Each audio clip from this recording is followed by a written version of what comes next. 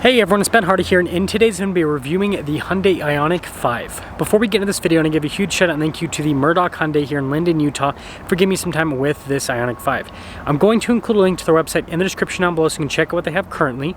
And then on a side note, if you want to save time and money the next time you purchase a car, link to my car buying guide in the description down below. Let's get into it.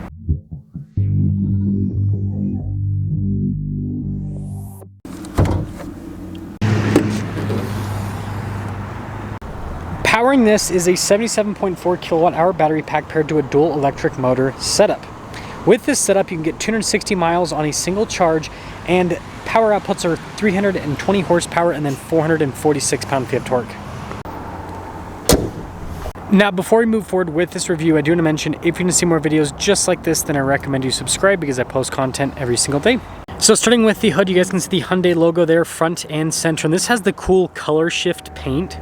And then down below we have these really cool retro looking headlights, and you can see just boxy with the overall design. And then we do have parking sensors down below. And putting it all together, this really does look like something out of the future or a video game. Now around the side here, our tire wheel setup is 235, 55, 19 in the front, and over in the rear, you can see with the wheels mostly closed off for aerodynamic efficiency, but I think they've done a good job with the design to make it look good. And then notice little cuts there in the fender flare also for aerodynamic efficiency. That's pretty cool. And then you guys can see with the darker trim here at the bottom, pop-out door handles. And here is your full side view with the Ioniq 5. Now taking a look at the key fob, we have our lock and unlock function. We got the opening for the hatch, you've got that for the horn, and you guys can see for the charging, and then your remote start, and then the Hyundai logo on the back. And popping into the cargo area, you guys can see pretty dang spacious here in the back with the Ioniq 5, and we've got even more space underneath there as well. So yeah, practicality is really good.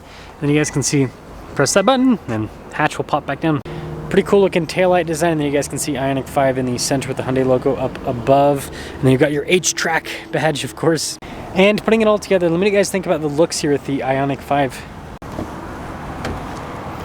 Now here's a look at the door panel. This is a more, I guess, quote-unquote basic Ioniq 5 with the interior. Look at the window control though, that's nice. And the same thing with the handle. And then we do have cloth seats with this particular one. And then legroom in the back's good. We also have a little net USBs down below. And then headroom, it's good. Now taking a look at the door panel up front, again, same thing with kind of the more basic design, but we do have soft touch here where you can rest your arm. All of the window controls have a nice finish. You got your mirror adjustments, door lock and unlock, and then blind spot monitoring with the mirrors. And then taking a look at the front seat, pretty cool design there, and then again with the cloth trim all down the center. And then we do have power adjustments here on the side. And then we've got this for our auto hold stability control. That's for the hatch, your parking brake. And then there is a little bit of soft touch there on the dash.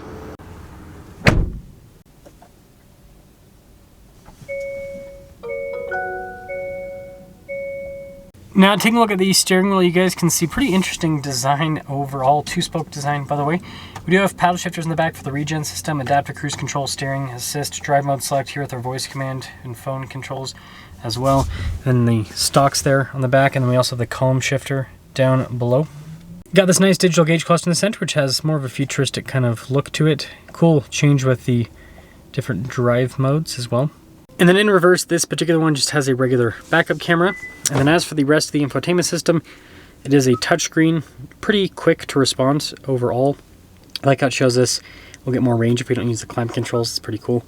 But yeah, easy enough to use. The seats, by the way, this does have just heated seats. It's all accessed in the touchscreen. Now, surprisingly, the dash is actually soft touch, which is nice. Then you guys can see the trim down below that goes into the vent. And then we've got our glove box here. And then pretty interesting. Some analog controls down below for like the radio, some of the climate stuff. I think that says warmer for the seats. That's funny. And then you can see charging there because this is kind of like just open. Got some cup holders, USBs, and it looks like the wireless phone charging pad's actually down there. That's weird. And we do have like kind of a regular center console, but again, just all open here, which is very strange. So here's the window sticker for this Ioniq 5. After all options, $52,780 is the total MSRP. And let's see how it drives.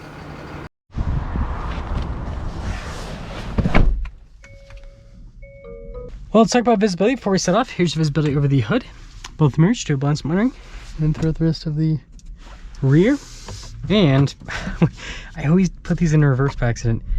Let's set off. So I'm driving this back to back with an Ioniq 6. And I already like this more than the Ioniq 6, to be honest. So obviously, you know, the SUV crossover height is always kind of like, I don't know, it's just a better feel in a vehicle outside of like sports cars. Obviously sports cars, like, you want low to the ground and everything, but like, you know, daily driver cars, it's kind of nice. It's easier to get in and out of, more commanding view of the road. And the biggest thing is the space. Like, this has a much more usable trunk compared to the Ioniq 6. So there is that. And I do like the looks of this better. I think this looks cooler than the Ioniq 6. In terms of handling, it doesn't really feel any different. Again, even though it's technically an SUV, you think, oh, maybe it's gonna, you know, have more body roll, that kind of stuff. It doesn't really feel different. It feels pretty much the same. So that's that. But yeah, ride quality is good with these. So that's a nice positive. Got in the sport mode now. Put the Regen to max. There we go. Now we're on iPedal. So now it's going to do tons of Regen. So like, here's letting off. Yeah, braking a lot. Pretty cool. Smooth. I think the Ioniq 6 might have been a little bit more comfortable with the suspension, oddly enough. Interesting. Very, very interesting. But it drives well. And we'll wait till after this. Usually I get an acceleration earlier, but we'll wait till after this truck, and then we still have plenty of runway afterwards to get acceleration. Okay. Ooh, that's quick. I feel like 400 horsepower is all you need for an electric car. Because of the instant power and torque, it's just like, it's so fast. Once you go above that, it gets to the point where it's just, you get a headache when you accelerate. Like, I already kind of am getting, like, I get a little bit nauseous with this much power. Turn Bluetooth on from your device in order. I don't know why that popped up. I must have accidentally clicked something on the steering wheel. But anyways, yeah, Ioniq 5. I like this more than the Ioniq 6, so there's that. And then, you know, obviously we gotta have the, just like in the Ioniq 6 video, gotta have the Tesla conversation. So I think this looks better than any Tesla on the market. I like the interior layout better than any Tesla. I just, yeah, I think it's a more usable car. I think it drives just as good, if not better, again, than any Tesla. But again, Tesla's price cuts have made those cars very, very, very affordable. And then, you know, you still got the Tesla charging network. And Tesla also does have more range with their long range. So there is definitely some work for Hyundai to do to be a, you know, I guess, better competition to Tesla. But I still think in many respects it is better than Tesla. But there are some things that Tesla still does better than this.